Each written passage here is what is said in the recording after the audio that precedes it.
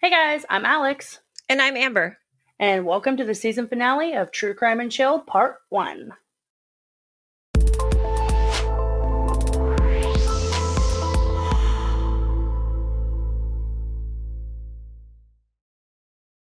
Alright, so Amber, we are at the first part of our two-part season finale for our first season! What? Round of applause. Oh my god, what a roller coaster this has been. Like, I actually never thought that when, I woke up at 6 a.m. in the morning on a Sunday, that this would actually accumulate to a 20 episode season and people are actually listening to us. Like, people like comment and be like, oh my god, we love this episode. Oh my god, you're doing this. And it's like I sit here and I'm like, oh my gosh. Like, since we have started this, we've had over 2,000 downloads for our podcast. And I'm pretty sure that since I've written this script, that has gone up. And I think actually we're at 3. Yeah, Amber's actually checking right now and stuff, but like I said, it's probably gone up. And yep. I'm in shock, like completely. I am in definite shock. Like, I want to thank every single one of our listeners who sit down every week and put up with us talking about the most insane and out there things when it comes to these cases. Thank you for giving us, your feedback and support. We love you guys, and we're so dang thankful for you guys, like, sharing our videos and sharing like our podcast and being so excited to listen to us every week and stuff and recommending us to your friends and everything. Like, we have listeners over in like Europe and Asia, and like I'm sitting here and I'm just like, this is insane. Like, I never thought that this would. I honestly never thought that this would become this big. I really did. No, and because this, and I've talked about this before, this isn't the first podcast that I've been a part of or the first project. I've done vlogs, I've done podcasts, and, they would start to gain momentum and then, but it would be very, very slow going. And then something would happen inevitably and, we'd stop. This is totally different in the fact that it kind of blew up pretty quickly initially. But I always forget, like, I feel kind of weird because I've been so into true crime stuff for so long. And, I forget that there's so many people out there who are into those things. But I just, for every person who gives us, a mean comment, we've got at least 3 more that give us a positive one. And I'm incredibly thankful for all of the listeners. Those of you who are super patient with us because there are cases that we cover in places that we've never heard of, and sometimes mispronounce things. And so thanks for sticking with us while we muddle through it. And we've got some cool things planned for next season. But before we get to that, we should probably do our season finale for season 1. Oh, yeah. And, before we get into that, we want to say one more thing is, we're using this season as well as kind of like a stepping stone of like what works better for next season. So if any of you guys have like any suggestions on what you liked and what you disliked from this season, please, please, please do not hesitate. If you're friends with us on Facebook, to just hop into our messages or just send us a message on our website, truecrimeandchill.com. And we will be definitely taking your feedback as well. Yes, absolutely. So let's get into this case. This week's episode is actually about a case that I have had on the list for months. Mm-hmm. And this was originally actually going to be a 1-episode part. But the case that I had originally wanted to do for our season finale is not able to be done until next season. Mm-hmm. So this one, I am excited because we're actually able to have this in 2 parts, to be able to give all the information. But it's definitely one that needed to be a 2-parter. So to be able to cover it correctly. And this is the case for our finale is all about the West Memphis 3. Let's get to it. Okay, so the case starts on May 5th, 1993 in West Memphis, Arkansas. It's actually the day before my first birthday. So I was looking at that and I was like, wow, okay. So the way this town is set up, okay, there's Memphis, Tennessee, which I believe is actually about 3 hours from where I am right now. And then West Memphis is located in Arkansas. Right. Just like how you are right now with Tennessee and Kentucky. Exactly. Like, for people who don't know, I am stationed at Fort Campbell right now, which Fort Campbell started as kind of like a little post office and stuff. And so it was stationed in Tennessee, but then they started expanding. So then it started expanding into, no, it was stationed in Kentucky first. And then they started expanding into both states, because I literally can go to Walmart in Kentucky and then go to the gas station in Tennessee right next door. So it's very small. It's a very small difference. But from what I could find back in the 90s, West Memphis was like, that small town charm that had like that idyllic lifestyle. Everybody knew everybody. Hardly any crime, and when there was, it was normal stuff, like burglaries, like maybe some drug busts, stuff like that, but definitely not murder. So on May 5th, 3 8-year-old boys go out to play. We have Stevie Branch, Michael Moore, and Christoper Byers. Again, it's the 90s, so I remember being in the 90s. We'd usually go out and play all day and come home when the streetlights come on. I was born in 92, so all the way up until this was a thing until like the early 2000s, when parents started becoming a little bit more anal about it. That's a quick way to get into politics, but basically a lot of it had to do with people watching over each other's shoulders, and now parents get reported for letting their kids play in their yards alone. Yeah, exactly. But in the 90s, it was very different. I mean, I remember when I was quite young, this was earlier, like late 80s, early 90s, I would go play with all the neighbor kids. There was like 5 or 6 of us, and we go out in the woods back, in our neighborhood, which those woods aren't really there anymore. They built houses there now, but we had like a little tree, we used to call it the fort, and we would call it the fort. And there was like a fallen tree that we'd play with, and there was but we'd go play in the woods, and then come home when the streetlights came on. Yeah. And because I remember, get out of the house, be out of my hair all day, don't come back unless you're hungry and stuff like that. So the boys, that's what they would do all day, every day, even after they got off of school and stuff. So they were all in actually 2nd grade at Weaver Elementary School, and they were the best of friends from what I can tell, like stuck together like glue. Like you wouldn't see one without the other two.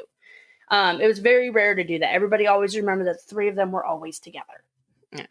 That's cute though. I mean, my brother, Chad, had boys like that in the neighborhood. So it's just, it's cute when you see them all, they're stuck at the hip and they go places together.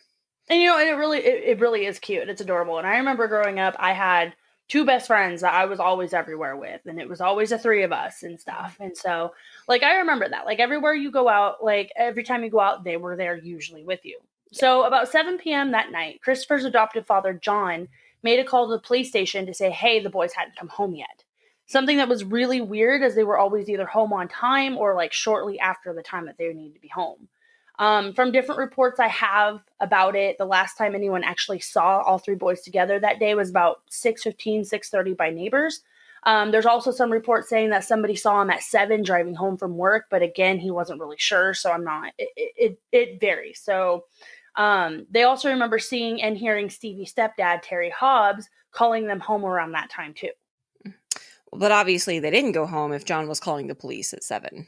No, and they didn't. Now, when police would interview the parents, from what I can find, Terry actually never got interviewed. All the other parents did, but from what I could see, the only accounts of where Terry's whereabouts were from the neighbors that were witnessing him calling the boys home. That's interesting. Usually the family is the first people they interview when kids go missing, especially the ones who call. Yeah. So, and from what I could find, it was one single website, and it was about Terry, and it was about Terry Hobbs. And we'll get into Terry Hobbs in the second half of this episode. Terry may have talked to the police, but then he changed his story later on down the road. But like I said, we'll get to that later in the case. So the police interview people, start looking, and it wasn't really just police, it was the entire town. They weren't worried yet. They weren't oh my God, something bad's happened to them. They're kids. They may have wandered off. They may have gotten lost. So they went out and they searched most of the night, and they actually ended up going to the place where the bodies were eventually found as well. Oh, but let me guess, the kids weren't there. Or they just didn't see them. So it was pretty dark. Like I said, it was about 7 o'clock. So the sun was starting to set about that time. People were searching with flashlights. It really wasn't the safest place to go at night when you couldn't see what you were doing. And it wasn't a full-blown police search. So if they were hidden at that time, it would be easy to miss them in the dark. Eventually, police called it a night saying, hey, we're going to set out the next morning and do a more controlled search. So the next morning, May 6th, around 8 a.m., police actually got together and sat down and started an actual search and rescue mission that was led by, I'm probably going to mispronounce this, the Crittenden County Search and Rescue. Now, they ended up sending teams of searchers all over West Memphis, but mainly the search and rescue and the police focused on Robin Hood Hills, where the boys were last seen and would frequently play. Now, from what I could find, they did do a shoulder-to-shoulder search of that whole area, but nothing was found of the boys still. But that's where they were eventually found. Yes, and from other things I read, the police don't think that the kids were killed anywhere but the area where they were found, called the Devil's Den. Super ominous, which, yeah, mainly because of a few things, but we will get to that in a second. Now, what I want to do is I kind of want to explain the area and kind of get our listeners a little bit more acquainted with this. Now, when I first heard of this area, I thought it was something like the woods we have here, like, around high school with the national forest. Like, they're huge, something big and massive, something easy for the boys to get lost in. But when I dug deeper, it really wasn't all that big. Mm-hmm. And inside Robin Hood Hills, we have the area that's even more shaded and more like secluded, called the Devil's Den. And that's heavily covered in foliage and trees, so it would really make sense if the boys were there the entire time and nobody saw them because of how dense it was. Devil's Den, Robin Hood Hills was basically a place where, like, all the kids would be able to play and, like, go have fun and just do whatever they wanted to be kids. But Devil's Den was really a place more for, like, the teenagers to go drink and party and smoke and stuff like that because, again, more foliage, so it was harder to, like, see them and hear them and stuff. We are going to post a picture on our website called truecrimeandchill.com. But Amber, just go ahead and look at the 3 photos that I put in with this and kind of describe what you see with, like, the pictures and the drawings that the actual police made. Well, I see lots of roads. I see cute little neighborhoods. And yeah, this just kind of looks like neighborhood woods. It reminds me a little bit of, there's a wooded area over by the fairgrounds that kind of separates the neighborhood from the fairgrounds. Yep. And that's kind of what it reminds me of, actually. But there's an apartment building. I don't know. It almost kind of looks like the woods behind the college now that I'm really looking at it. Right? Yeah. Like, there's main roads in the area. There's a truck stop. Right? Like, and like when, like I said, we're going to put the picture online and stuff, but like, if you look at the pictures, like there's an interstate behind this wooded area. Like there's like a bayou, technically it's called 10 Mile Bayou, but it looks like a river that separates the wooded area from the apartment complexes. Like there's a truck stop right next to the wooded area. Like it's it's very much a, like, small wooded area and everything. Like it's not like a sprawling forest. It's just a smaller wooded area. But I mean, I'll admit I'm a little curious. So they did a shoulder to shoulder search of this area. Mm-hmm. But why did they focus on this area? Was it just because it was the last place they saw them? Or yeah. So Robin Hood Hills is where the boys would usually go play. Uh-huh. That's what their parents said. That's what other adults have said. Like, cause that's usually where children go and play and stuff. And so Robin Hood Hills is usually where they go and play. That was also one of the last places that somebody had seen them, because in later accounts, there are some witnesses that said, oh, that's the last place. Like they saw 3 boys heading into the woods and stuff around 6:00 and everything. And so, they focused more on that because they thought, okay, well, if the kids are in here, maybe they fell or something, or like something, like they got stuck or something. But at the same time, again, it's not that big of an area. You'd be able to hear them. Right. And that's what made me wonder, is because it doesn't look like, I mean, it's not small. Yeah. But in terms of like woods, I guess, because living near the Olympic National Park the majority of my life, those are some serious woods. And this is just like some, a small wooded area by a neighborhood. Exactly. And again, I'm going to post a drawing on the website, but in the drawing you can actually see, like, they've labeled the wooden area. They labeled the pipe bridge that I'm going to be talking about here soon. They also labeled the trail that led to the bodies down in Devil's Den and stuff. And like, if you look really closely, you can see like 1, 2, and 3, which labels like, hey, these were the kids and stuff and everything. So, and now, also featured on the drawing are the entrances into the crime scene.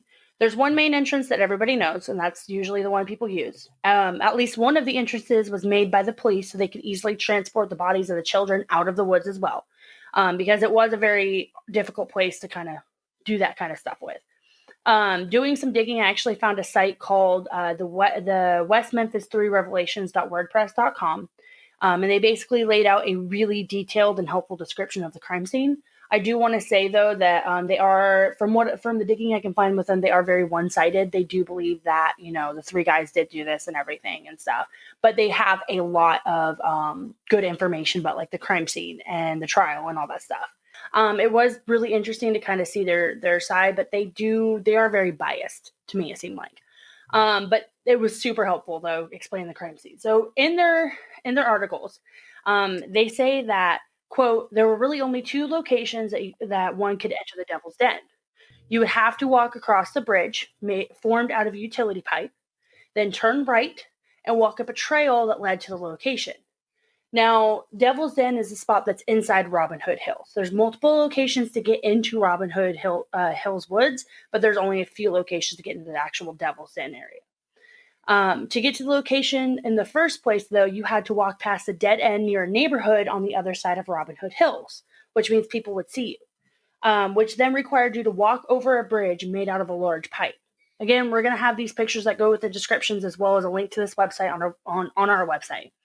Now, once you get to the dead end over the bridge and start going into the woods, it does lead you directly into Devil's Den.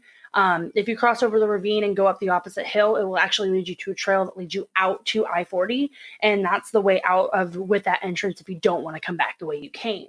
So you can still enter and leave from both sides, though. So it's basically a straight shot. And I actually have a picture down at the bottom that we'll look at too. They would be going past neighbors and people who knew the boys and people who would have remembered them being with someone. But if they went the I-40 way, then no one would have seen them enter or leave. Exactly. Now, the second way into the Devil's Den is the Blue Beacon path. From the description, it does say that you can actually walk up from the service road behind Blue Beacon and then walk along the path to the pipe bridge. Below is a picture of the route, so you can see it, Amber. Again, we will have this picture on our website. Kind of give us a description of the route if you would like. I mean, it's like a back entrance, but I can see how not a lot of people... from the angle that I'm looking at, I can see the neighborhood, but it's like the opposite way in. Mm-hmm. So the people in those houses, even if they were looking out, they wouldn't have been able to see. Yeah, because you got giant trees, and then you got that bayou right there in the middle, and then it actually goes over the pipe bridge and stuff. But it's a back entrance, and there was actually a car wash back there that kept getting vandalized and burglarized and stuff. So they ended up setting up security cameras and had people kind of like keeping watch for a little bit. And the night that the boys went missing, nobody actually saw anybody enter or leave through the back bayou way. So they would have had to have left through the dead end area. So the police do believe that the boys walked willingly into those woods, and they believe that someone entered through the part where the pipe bridge is. So they actually do believe that, they entered through the way that the boys entered. What they also think is that the kids had left their bikes at the entrance of the pipe bridge because it would have been way too difficult for them to kind of navigate their bikes across and balance at the same time. I'm going to have a picture of the pipe bridge on the website and stuff, but basically they had a child who was about the same height as the boys walk across the pipe bridge, and you could see how he was trying to balance just by himself, and adding a bike into that wouldn't have worked real well. Well, and I can't imagine trying to ride a bike in the woods like that. Exactly. But so in fact, one of the statements that I actually found goes as followed, and this is from John Douglas, one of the police officers, and it goes, quote, "It is my opinion that the victims came into the woods of Robin Hood Hills by the most common method, and that was by crossing the wood and pipe makeshift bridge. It is inconceivable that they carried their bikes across this very narrow width bridge. Nor is there any evidence that they entered Robin Hood Hills at another location or were killed somewhere else and disposed of in Robin Hood Hills. It requires much balance crossing the bridge, and the chance of falling off while carrying their bicycles was high. It is in my opinion that the victims left their bicycles hidden in the tall grass and weeds before they walked across the pipe bridge," unquote. So presumably they didn't take their bikes. Were the bikes found on the initial searches? No. So they were eventually found under a bridge a little bit down the way called 10 Mile Bayou. So basically, the pipe bridge goes over the area of water that it goes over. It's called 10 Mile Bayou. I don't know why they named it that. That's just the name they gave it. But there's another little bridge a little bit down the ways that the bikes are found on. Now, what I found is there's some reports that say all 3 bikes were there, and then there are some reports that say only 2 bikes were there. But regardless, they were found there instead of at the pipe bridge. Police also think that whoever killed the boys grabbed the bikes, walked across the bridge, tossed them off so they floated and landed in the bayou. So the whole reason why I spent the last few minutes kind of laying out the woods where the boys were found, stuff like that, is because I want our listeners to kind of have more of a visual as we go along with this case. But yeah, there was a reason why I did this. I mean, it's understandable. But now the police are searching the woods, and what happened next? So the police are in the woods. They end up coming across the drainage ditch that has, well, the beginning of the drainage ditch. So it's like this muddy river that basically led through Devil's Den and stuff. So it's kind of separates both banks. They end up finding a whole bunch of beer cans, stuff like cigarette stuff like that. But they found a shoe in the river, and the shoe belonged to one of the boys. So they were like, oh my God, okay, you know what? We're in the right area. Like there's obviously got to be a sign of them around here and stuff. There's actually a picture of one of the police officers trying to get the shoe from this muddy river without actually getting in. And so he's like up against one tree and he has his hand up against another tree and he's trying to reach down and grab it. But he couldn't get it. So he actually ended up having to get in. And so the river actually goes up to his knees. So, I mean, it was deep, but it wasn't that deep. But it was also like muddy, really muddy in some points. So it was like really hard to walk, stuff like that. So when they found the shoe, they actually started looking more around the area, trying to see if they could find anything that points to where the boys were. They ended up following the river down to where the drainage ditch is. And unfortunately, what they found was much, much worse. They ended up finding the boys down there. Yeah. Now, I'm going to say I ended up stumbling across actual crime scene photos of the boys as I was looking for some pictures of the area they were found, just so I could, describe the area. I'm not posting any of these here. I'm not posting any of them on the website. I will have a link to the actual website where they all are, but please look at your own discretion. They are not edited pictures. They are very real crime scene photos.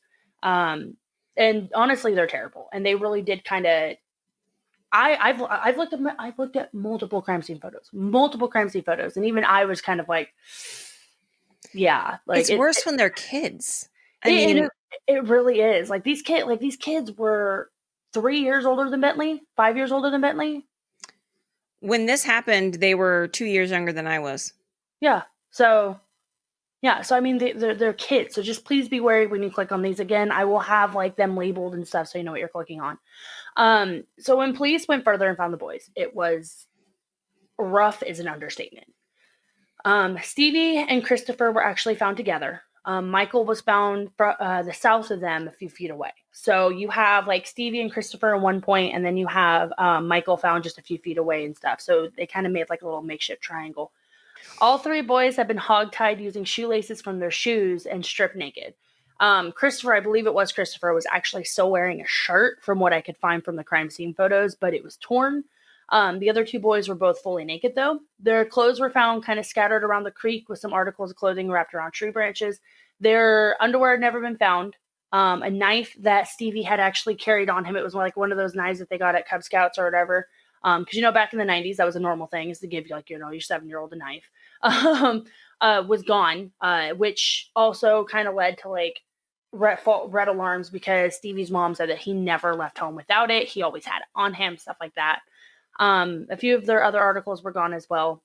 All 3 boys were beat extensively, but from their autopsies, which I spent about 3 to 4 hours looking at, only Christoper actually died from his beating. Stevie and Michael both died from a combination of drowning in the water and the beating that was inflicted. Christoper actually had extensive damage to his genital area, as well as some damage around his anal area, leading the police to think that they had been raped. So a later report determined that it wasn't true and that Christoper's castration was due to animal involvement. But that was always speculated, mainly because nobody felt like the boys had been out in the woods long enough for an animal to do that much damage. So, and I kind of agree with that report, mainly just because, they really weren't out there for all that long. They really were not out there for all that long. They were out there maybe 24 hours, if that. But did they actually end up specifying exactly how long they had been outside? Because they'd been searching for longer than 24 hours before they found them. No. So they were found about 1:15 p.m. on the 6th. They were reported missing at 7 p.m. on the 5th.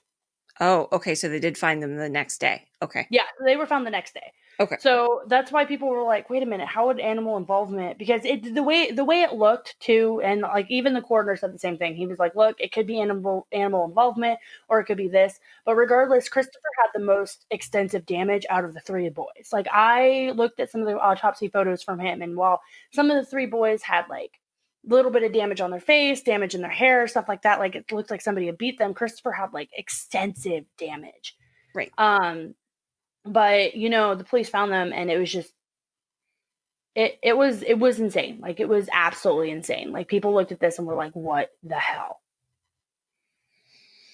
I mean, I see, and I don't know, because I haven't looked at the reports that you looked at. And so I don't know because usually if damage is done by animals, it's easy to tell over it being done by another person. Something's cut off. But that's the thing is like it was done so roughly. But like I mean, and I kind of get that too. Like it could but the thing is like it was really hard from what I could find. Like it said that it could have been a possible knife thing, but it really looked like a hack job. Like it really did. It looked like because it looked like he was purposely castrated, but at the same time there was no other signs of sexual assault found. So a lot of people just wanted to think that maybe it was animal involvement because they didn't want to think about the other option, which is understandable because, in a case like this with three boys this young, like they're kids. Yeah. Yeah. They're children. You don't want to think of it like that. So the police automatically start thinking that this had to be something that was associated with like occult or satanic rituals. That actually makes sense because it was a really big rise in that in like the late 80s, early 90s. Like there was a huge, what's the word I'm looking for? Rise in occult related crimes in that time period. So it actually makes a lot of sense that they would immediately go to that place. Well, and I mean, I get that, but like they automatically jumped to this because there was no way that the murder of these three boys from the town had been completely random and done by someone that didn't at least have some kind of motive. Right. So they started looking at people in the town that they felt would fit the profile of what they were looking for. They did find a few other suspects, but we will get into that in the second half of the episode. But one of the main suspects that their sights fell on was Damien Echols. Damien was definitely one of the guys that stood out in the small southern town. Damien was one of those guys that wore, the Metallica shirts and like listened to heavy metal and screamo music, had drawings around his room that resembled occult drawings, evidence that he was involved in occults and stuff. And it's like even now he does practice some of that kind of stuff, but it's more like Wiccan stuff and everything. But I mean, that doesn't mean he's a killer, but like he definitely was strange to the other people and stuff. In a small town in the South? Yes. Mm-hmm. I suppose so. Mm-hmm. Mm-hmm. I mean, it's sad, really sad, but basically everything that made him different would make it look like someone who could have possibly done this. Exactly. And don't get me wrong, there's a lot of circumstantial evidence surrounding it, which again, we will get into in the second half once we hit the trial. But now we keep our opinions very neutral on this show, or at least we try to, but we will call out shoddy police work and detective work when needed. And honestly, this is a huge case where it's just shoddy police work, where they just kind of honed in on Damien without having any legit reason to. And I get it. They wanted somebody to kind of blame for this murder. They wanted to like bring justice for the boys, and they wanted to be able to like have the townspeople feel a little bit safer again. But at the same time, at what cost did that happen? Because if the three men are innocent, okay, they just let a killer roam free for the past 20 something years and stuff. So they bring Damien in a few days after and question him about being around the area the days the boys went missing. He took a polygraph test. Polygraph tests are very like unstable to use even now, and I'm pretty sure they were even worse in the 90s. And he partially failed the polygraph test. Like it did kind of give the police like a little bit of red flags right there. Well, there's something about when teenagers take polygraphs versus adults, because of the way their hormones fluctuate. Like, we've criticized people before for not accepting taking polygraph tests, but Mhm. 9 times out of 10, it's adults that we're Yeah. criticizing. Whereas I don't feel it's fair to give a teenager a polygraph test, because with your hormones, your emotions fluctuate so Yeah. significantly that it really makes it not a viable determination of anything. And I mean, he was 18 at the time, so he was technically considered a legal adult, but at the same time, the hormones fluctuating and stuff, that's a completely understandable thing. But he did partially fail it, so it did raise some red flags. In another interview a few days later, he supposedly, and I always say supposedly because like there's like transcripts of the interview, Mhm. but we know but he supposedly revealed that one of the victims had injuries to his genitals, something that was incriminating, but But it's also a small town. People talk, rumors travel fast. So he could have just been saying what he'd heard from, the chain of gossip. But, I take it, since he said incriminating stuff, he didn't have a lawyer. and you would think correct. Like I said, Damien was 18, so he wasn't a child in the eyes of the law. And he didn't have one or have an adult in the room with him. He didn't exactly grow up in the best family. Plus, he did have a burglary charge against him as well that didn't look good on his record. And so, plus, he didn't have the best childhood. He had truancy issues, social worker visits, in a very unstable household. So, I mean, he really couldn't afford a lawyer. Um, it wasn't really the best thing for him. Like, do I think that he should have talked? No. Do I think that they should have given him at least, um, a like a public attorney? Sure. But again, it's a small town. I see why they didn't. Now for the next month, the police basically had no leads, though they focused very heavily on Damien. Mhm. When the public inquired, though, they always told them they focused on him because he was a source of information and not a suspect. So they kind of did right there, basically saying like, oh, hey, I know he's not a suspect, he's just a source of information. But again, people can see that as like, oh no, he's definitely suspicious. Right. I mean, it's a small town, so, rumors again, and the people probably thought otherwise, and it wouldn't be hard to put 2 and 2 together. Yeah, basically. From reports I could find, the town thought that from the beginning Damien had done it. And it only got worse when they brought Jessie Misskelley in for questioning. Now, Jessie was only 17 years old at the time.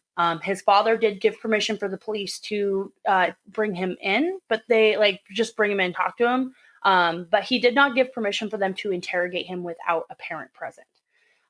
So they should have had a lawyer or a parent in the room when he was being questioned, period.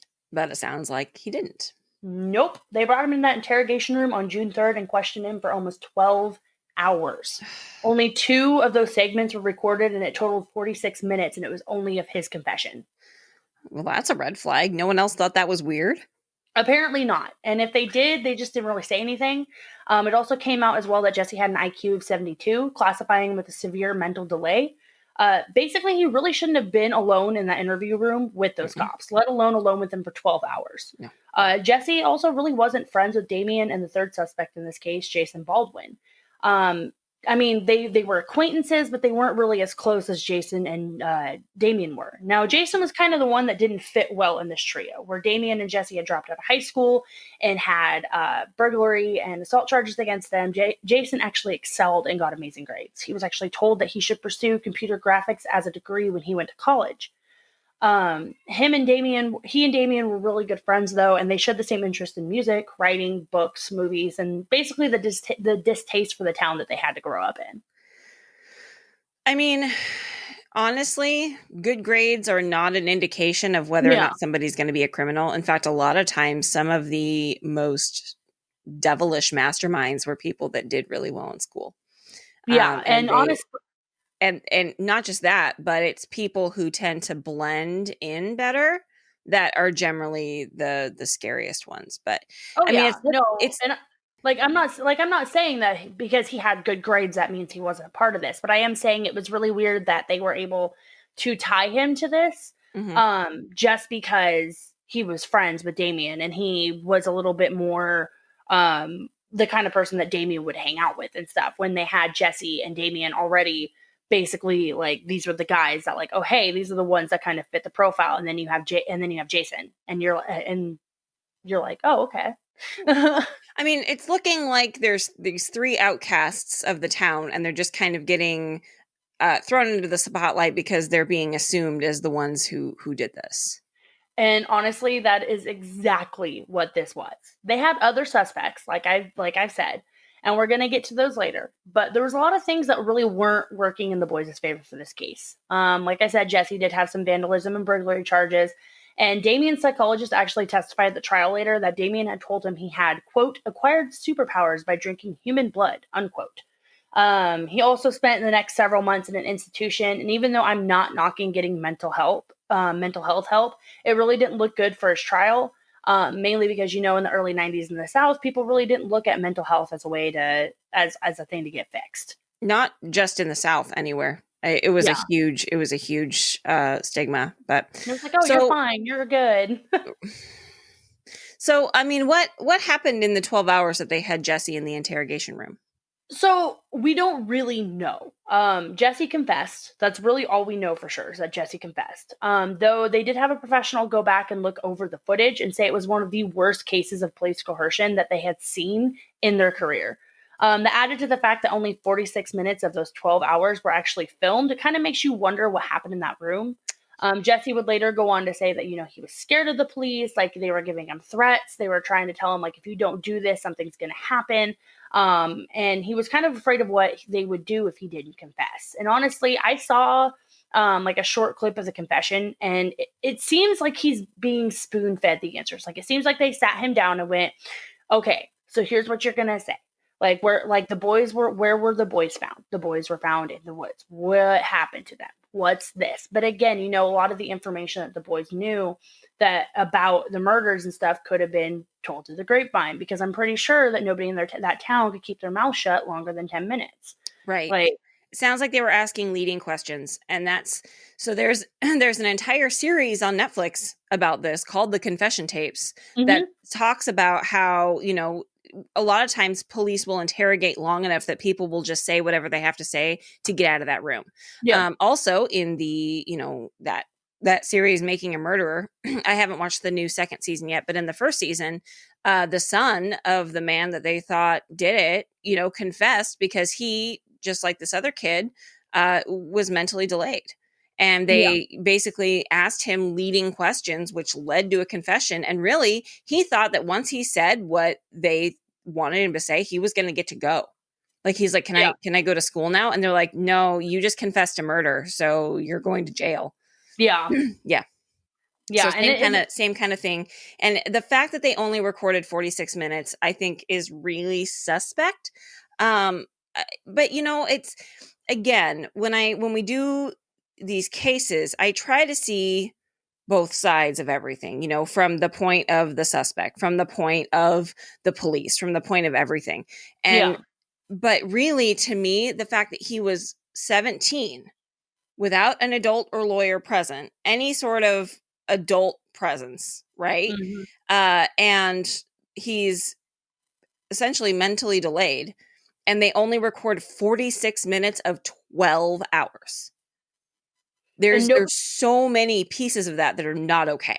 Well, and nobody thought it was weird. And like I said, if they did 1993, they just didn't speak. Yeah, it was 1993. Yeah, and if they thought it was weird, they just didn't speak up, because I think the main thing is, like, they wanted so badly to have someone to blame for this, which I completely get. Really common. Which I get, they do. But the thing is, like, if these kids didn't do it, then they just let a murderer walk free for like 27 years. Right. But the other side of this is you don't have things like the internet where people can talk about these injustices and that's one of the things the internet has really changed in terms of all of this, is that we have this extra voice and this expedited form of communication. And you didn't have that in 93. You didn't have that in 95. We barely had it in 1997. Right.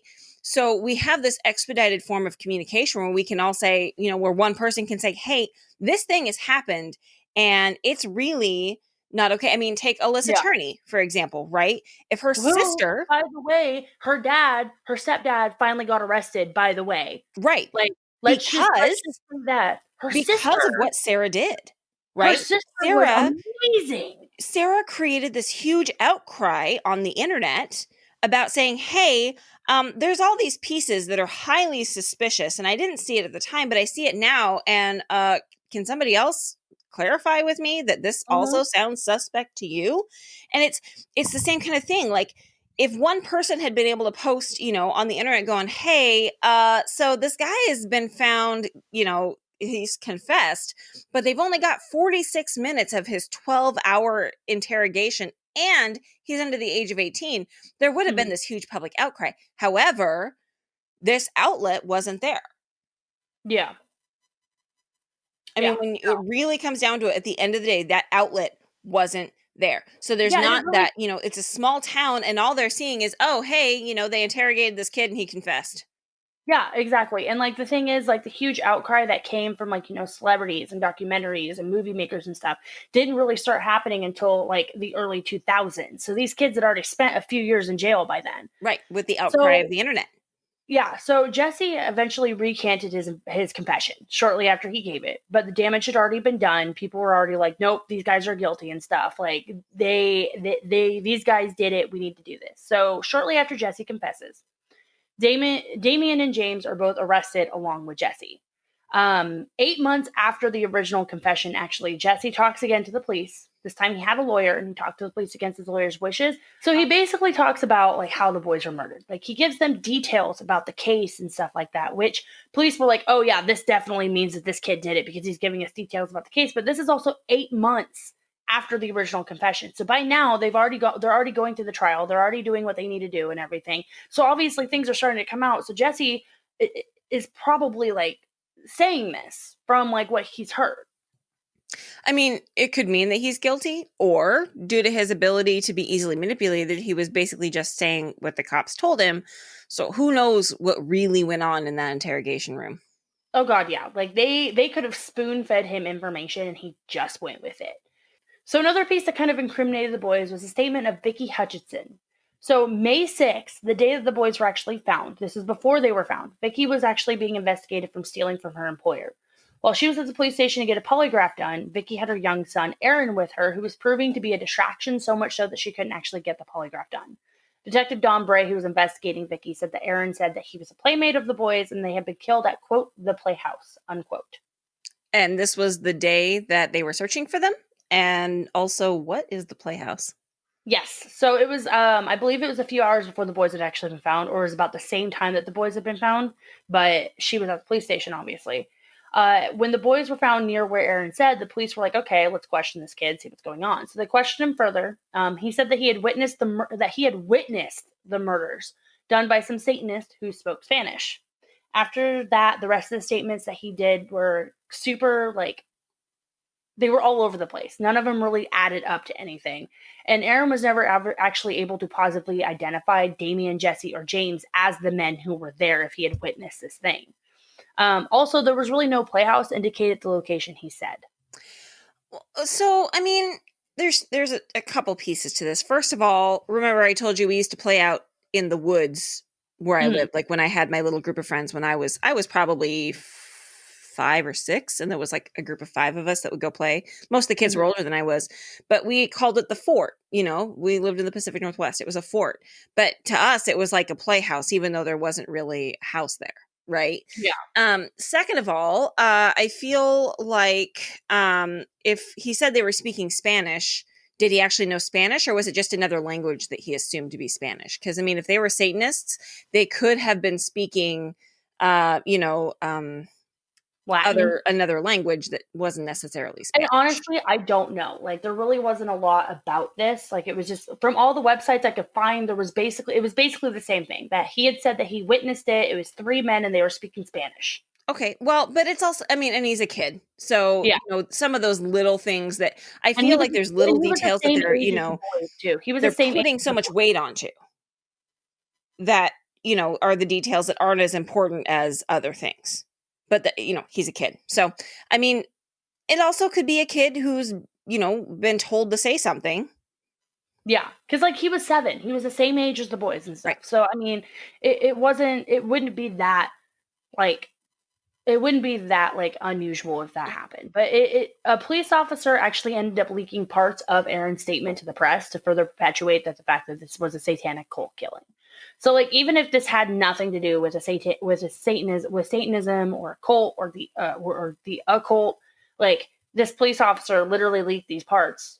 So that way, like people were like, "Oh my God, it's a cult and everything." So on June 1st, I said, that was a huge thing in the late 80s, early 90s.